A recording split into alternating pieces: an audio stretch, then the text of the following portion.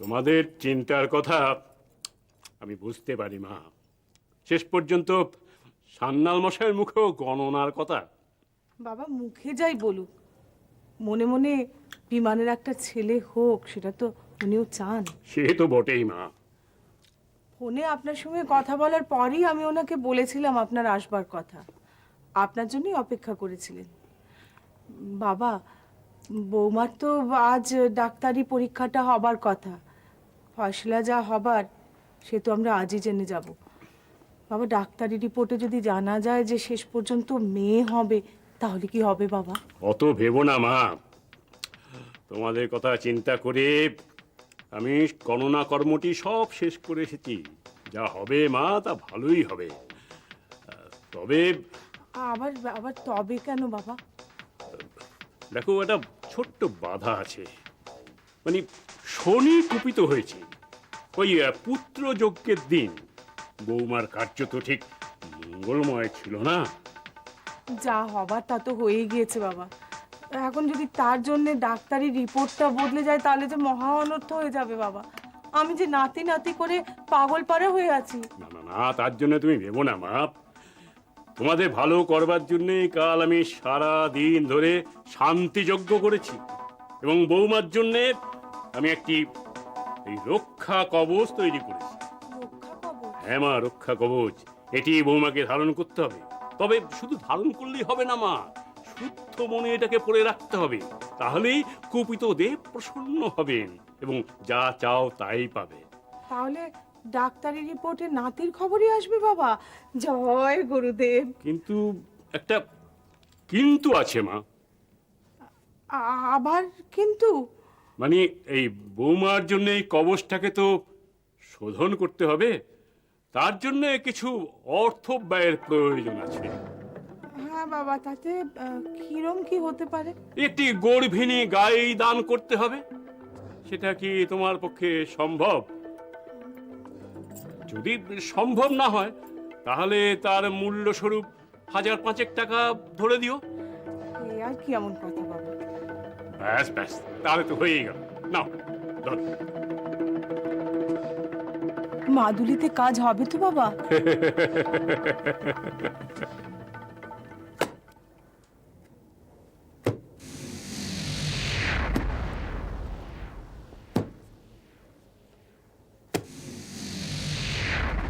Doctor, আপনার সাথে আমার যা কথা হয়েছিল তার অ্যাডভান্স 50,000 টাকাটা গুনে নিতে পারেন। তার দরকার হবে না, তুমি তোমার পূর্ব পরিচিত। ঠিক আছে, টাকাটা যখন আমি নিয়েছি তখন তোমার কাজ আমি করে দেব। কিন্তু তারপর তারপর মানে? তারপর মানে তুমি যেভাবে ভাবছো ঠিক সেরকম যদি না হয় তখন? দেখুন ডক্টর, তখনকার কথা তখন ভাবা যাবে। মানে আমি বলছি যে মানুষ তো সবসময় একটা পজিটিভ থিঙ্কিং নিয়ে এগোয়। আর তাছাড়া আমি শিওর যে এবার আমার ছেলেই হবে, খালি একটু প্রায়ার ইন্টিমেশন। ও, তার জন্য তুমি এত টাকা খরচা করতে তুমি পিছু পাও নাও? ঠিক আছে, ওয়েল তাহলে তুমি হ্যাঁ 3 বাদে এসো। 1 সপ্তাহ? মানে আমি বলছিলাম যে 1-2 দিন, আই মিন কাল পরশুর মধ্যে রেকর্ড। দেখো বিমান, আমি যেভাবে তোমার টাকা ড্রয়ারে রেখে দিয়েছি আমি ঠিক সেইভাবেই টাকাগুলো আমি তোমাকে রিটার্ন দিতে পারি। তোমার থেকে টাকা নিয়েছি বলে তুমি ভেবো না যে তুমি আমার উপর কমান্ড করতে পারবে। দেখুন ডক্টর, আমি কিন্তু আপনাকে সেভাবে কিছু বলিনি। মানে আপনি যদি একটু আমার ফ্যামিলি অবস্থাটা রিয়েলাইজ করছেন। বিশ্বাস করুন ডক্টর, আমার মা এখন বাড়িতে কম থাকছে, নাতি নাতি করে মানে অর্ধেকটা সময় যে মন্দিরেই কাটাচ্ছে। আপনি আপনি বুঝতে পারছেন আমার ইগারনেসটা কোথায়? কিন্তু আমাকে তো ইগার হলে চলবে না। একটা ইলিগ্যাল প্রসিডিউর ওপেন করতে গেলে তো আমাকে আটঘাট বেঁধে ওপেন করতে হবে। আটঘাট মানে? ইট ইজ টু ডিফিকাল্ট বিমান। দেখো, আমাকেও কৈফিয়ত দিতে হয়। আর এটা তো ম্যাজিক নয়। একটা এইরকম প্যাথোলজিক্যাল টেস্ট করতে গেলে তো এই ব্যাপারটা তো অনেকে জেনে যাবে। তাই আমাকে তো লজিক্যালি ব্যাপারটা সাজাতে হবে, তাই তো? তাহলে তোমার টাকাটা জলে যাবে না। আমাকে নাকটা একটু ঘুরিয়ে দেখাতে হবে আর কি। তপতির যা হয়েছে অ্যাক্সিডেন্টের মতোই, একটা অ্যান্টি ড্রাগ দিয়ে যদি ওর প্রেশারটাকে রাইজ করে দেওয়া যায়। এমনিতে প্রেগনেন্টের সময় একটা রেনাল ফেলিওর কমন সিস্টেম, সে সময় বেবি প্রোগ্রেস আটকে যায়, বেবি মারাও যেতে পারে। সেই সময় বেবির প্রেজেন্ট কন্ডিশন দেখার জন্য আমাকে একটা টেস্ট করতে হবে। তাহলে এক কাজে দু কাজ হয়ে যাবে, টেস্টটাও হয়ে যাবে আর বেবির সেক্স এক্সামিনেশনটা হয়ে যাবে, মেল না ফিমেল। ডক্টর, মানে এতে আমার তপতির কোনো রিস্ক নেই তো? ও বাবা, তুমি তো বউকে ভালোবাসো দেখছি। হ্যাঁ, না না, ভয় পেও না, ভয় পেও না। আমি এমন কিছু ওষুধ দেবো না যাতে তপতি এবং বেবির কোনো প্রবলেম হয়। কিন্তু প্রবলেমটা তো অন্য জায়গায়। অন্য জায়গায় মানে? রেনাল ফেলিওর টেস্ট করাবার জন্য তো নেফ্রোলজিকে দিয়ে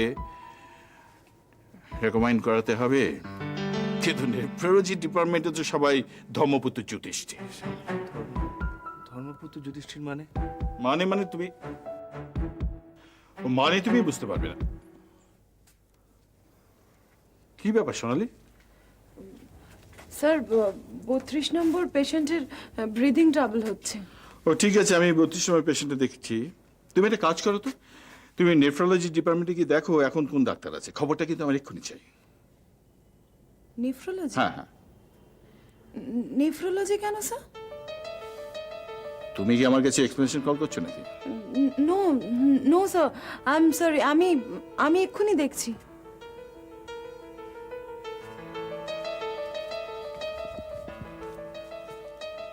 সোনালি হাসলো কেন? হাসলো? হাসলো কেন? তাহলে কি না না, তাই বা কি করে হয়? কিন্তু না, এখানে কিন্তু কোনো কম্প্রোমাইজ করা যাবে না। আইদার আপনি কাজটা করবেন অথবা আপনি চেয়ার ছেড়ে চলে যাবেন। এফিশিয়েন্ট কেউ এসে আপনার জায়গায় বসবে, দ্যাটস অল। এটাই হওয়া উচিত স্যার, বাট এরকম রিজিড স্ট্র্যাটেজি নিয়ে কখনো আমাদের এজেন্সি পাস্টে রান করেনি। এই অর্ডিন্যান্স জারি করলে রিস্ক কিন্তু একটু আছেই।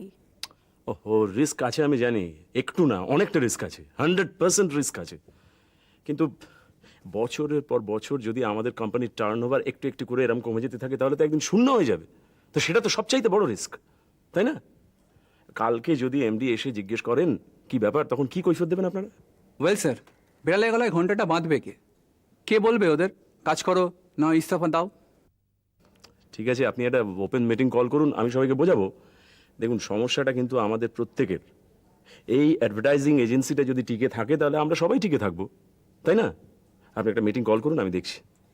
কিন্তু স্যার, ও হো, দ্যাটস অল। আর স্যার ফ্যান না, ছাড়ো, এখন মিটিং ওভার, এবার একটু কফি খাওয়া যাক, চলো।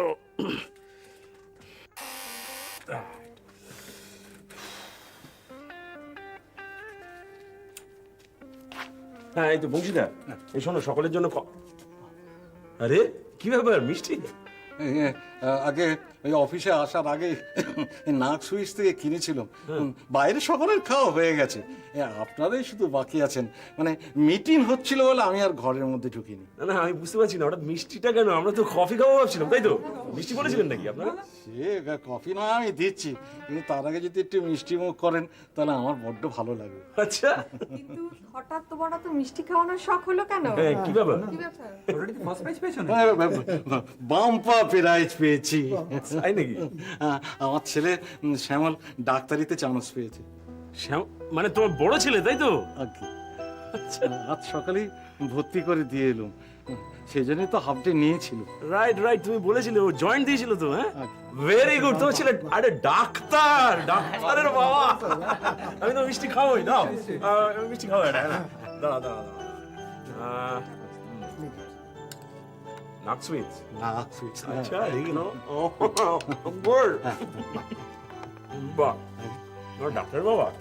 একদিন শ্যামলকে নিয়ে এখানে আসবো। এখন থেকে তো কলকাতাতেই থাকবে, মানে মেলা নম্বর পেয়েছে বলে এখানেই চান্স পেয়েছে। এখানে মানে কোথায়? স্পন্দন মেডিকেল কলেজে। স্পন্দন। স্পন্দন? আগে হ্যাঁ, আরে বাপরে, এদের সাংঘাতিক কাণ্ড করে বলেছো, হ্যাঁ? এ সাংঘাতিক, সাংঘাতিক বলে স্যার এড়িয়ে গেলে চলবে না। আমি জানি বৌদি মানে আমাদের ম্যাডাম ও ওখানেই ডাক্তারি করে। আচ্ছা, সেটাও তোমার নলেজে আছে? বাহ, মাথায় অনেক কিছু রাখো তো দেখছি। তো এই জন্যই বোধহয় অফিসের সবাই ওই গেজেট বলে ডাকে। এই গেজেটই বলুন আর বাজেটই বলুন, আমায় কিন্তু আপনাকে একটু উপকার করতে হবে। আচ্ছা, উপকার? একবার শ্যামলকে সঙ্গে নিয়ে আপনার বাড়ি যাব।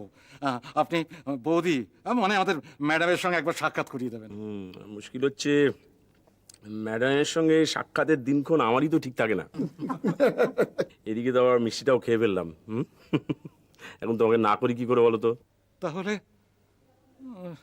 আসলে ওই হোস্টেলে ঘর নিয়ে কি একটা বলছিল শ্যামলটা, থাক তাহলে। আরে এই দেখো দেখে, এই শোনো, আমি ঠাট্টা করছিলাম। নিশ্চয়ই নিয়ে যাবে তুমি শ্যামলকে নিয়ে, তুমি আমার সঙ্গে যাবে, নিশ্চয়ই যাও। এই যে আমাদের কফি খাওয়াবে না? ঠিক আছে স্যার। না না না না না স্যার, আমাকে আপনি কি থ্যাঙ্কস দেবেন স্যার? না না, সে হয় না, এটা তো আমার ডিউটি স্যার। হ্যাঁ, ভিআইপি কোটায় ওই সিটগুলো তো এই জন্যই অ্যালট করা থাকে স্যার। হ্যাঁ হ্যাঁ স্যার, থ্যাংক ইউ স্যার। আচ্ছা স্যার, থ্যাংক ইউ।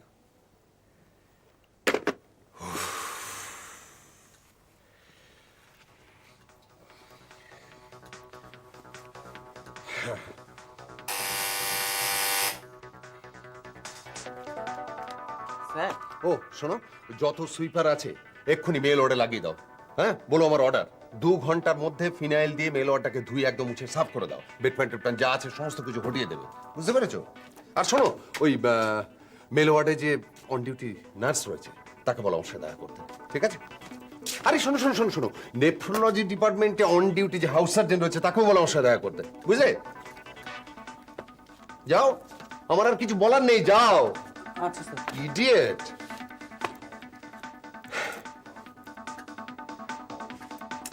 ওফ, মন্ত্রী আর আসার সময় পেলেন না?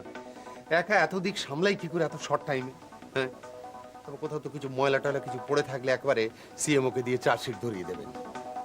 সুপারকে তো আমাকে ফোন করতেই হয়।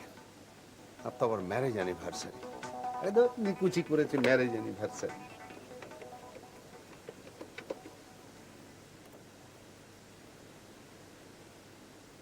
হ্যাঁ স্যার, আমি দত্ত বলছি স্যার। হ্যাঁ, একটা বিপদে পড়ে আপনাকে ফোন করলাম স্যার। মন্ত্রী আসছেন। না না না না, স্পন্দনের ব্যাপারে কোনো রিপোর্ট নয়, না না স্যার, না। ওই ভিআইপি কোটায় ওনার এক আত্মীয়কে ভর্তি করানো হচ্ছে, হ্যাঁ সেটি দেখতে আসবেন আর কি। হ্যাঁ, মানে আমাদেরও তো কিছু প্রিকশনারি মেজার নেবার আছে, সেই জন্য স্যার আমি একটু টেন্সড হয়ে গেলাম, তাই আপনাকে ফোন করছি। আমি আমি জানি স্যার যে একটু আনএথিক্যাল, আপনার বাড়িতে একটা অনুষ্ঠান চলছে এই সময়, কিন্তু স্যার আমার তো কোনো উপায় ছিল না। তারপর উনি একবার খোঁজ করেছিলেন, আমি তুই ভুজুং ভাজুং দিয়ে ম্যানেজ করে দিচ্ছি স্যার। হ্যাঁ, বলেছি ওই সেমিনারে গেছেন। এখন যদি বিকেলবেলা এসে আবার খোঁজ করেন, এসে আপনাকে প্রেজেন্ট না দেখেন, না না না না, এক্ষুনি আপনাকে আসতে হবে না। ও, আপনি এখনই আসছেন? ও ভালোই হলো ভালোই হলো, তাহলে তো আমি একটা হালকা হয়ে গেলাম। হ্যাঁ স্যার, ঠিক আছে। শুনুন, ওই আপনার নেফ্রোলজি ডিপার্টমেন্টে যে ভিআইপি কোটায় বেডটা খালি রয়েছে, ওটাতে সুমিত বাবুর বাবাকে ভর্তি করতে হবে। মন্ত্রী জামাইয়ের বাবা, বুঝতেই পারছেন তো কতটা কেয়ার আমাদের নিতে হবে। সর্বনাশ, আপনার আবার কি হলো? বেড তো খালি নেই। খালি নেই মানে? মানে গতকাল রাতে একটা সাপে কাটা পেশেন্ট এসেছিল, তো স্যার তাকে ওই বেডে অ্যাডমিট করে নিয়েছেন। এখন তো তার ডায়ালিসিস চলছে। গুড গড, ডক্টররা এটা কি করলেন এখন? স্যার, হ্যাঁ, তোমার আবার কি হলো? একজন বাইরে অপেক্ষা করছে, আপনার সঙ্গে দেখা করতে চান। ওই দেখে, ডক্টর সেন, জামাই তো হাজির। এবার শুয়ে পড়ুন।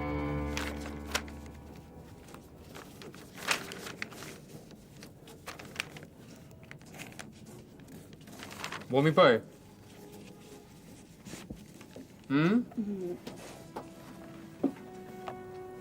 বমি হয়?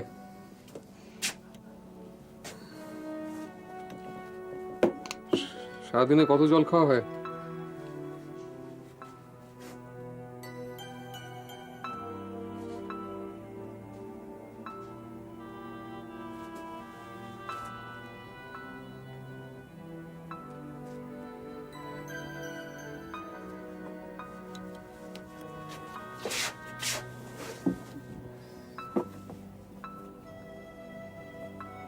ব্যথা আছে?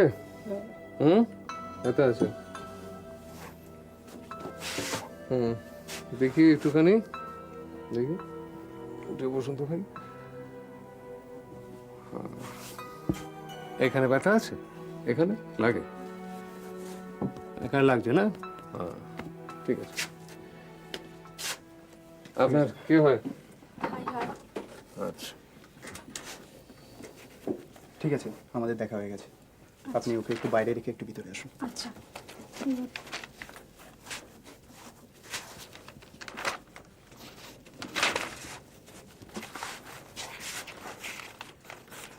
স্যার, ইমিডিয়েট ডায়ালিসিস করতে হবে। তা তো করতে হবে, কিন্তু বেড কোথায়? বেড আছে? কটা হলো দেখো। স্যার, 9টা। 9টা পেশেন্ট হয়ে গেছে এর মধ্যে? বাবা, এখন তো অর্ধেক পেশেন্ট বাকি আছে, 5টা তো সিট। দেখা যাক, তুমি একটা অ্যাডমিশন সাজেস্ট করে দাও। তারপর যদি না হয় লটারি করতে হবে আর কি।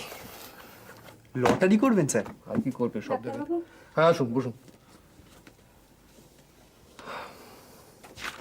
কোথা থেকে আসছেন? বালুরঘাট থেকে। একটা কিডনি দিতে পারবেন? আগে আপনার ভাইয়ের কিডনিটা নষ্ট হয়ে গেছে, বদলাতে হবে, বাইরে থেকে একটা কিডনি দিতে হবে। সেই কিডনিটা আপনি দিতে পারবেন? কিডনি মানে ঠিক আছে, বুঝতে পেরেছি।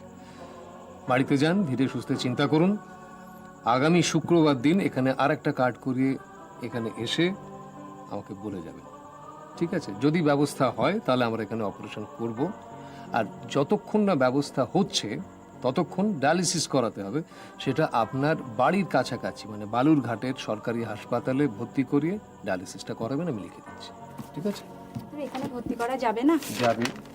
মাসে 25,000 টাকা খরচা করতে হবে। পারবেন সেটা? আপনি পারবেন না, তার থেকে যেটা বলছি সেটা করুন, ঠিক আছে? যান। নেক্সট। এটা নিন স্যার, ফাইল।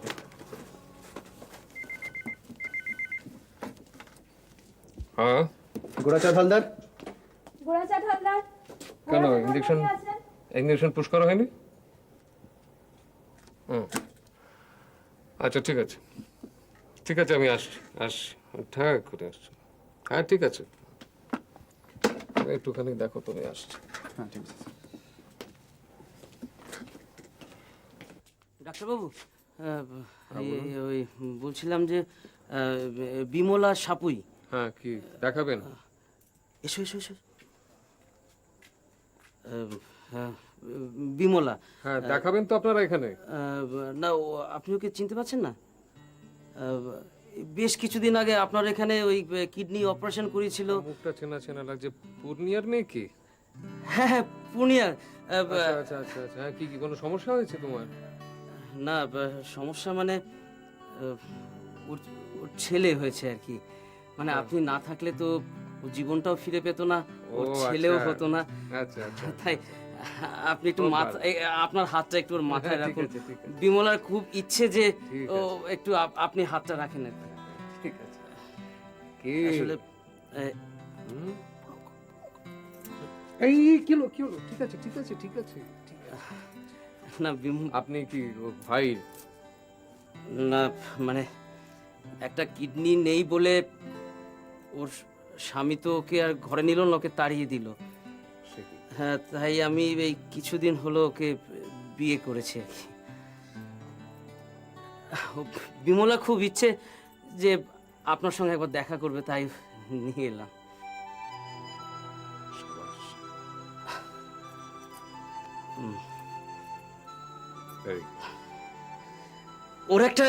ওর একটা নাম বিমলা রেখেছে। কি নাম রেখেছো ছেলে? বলো বলো নামটা বলো।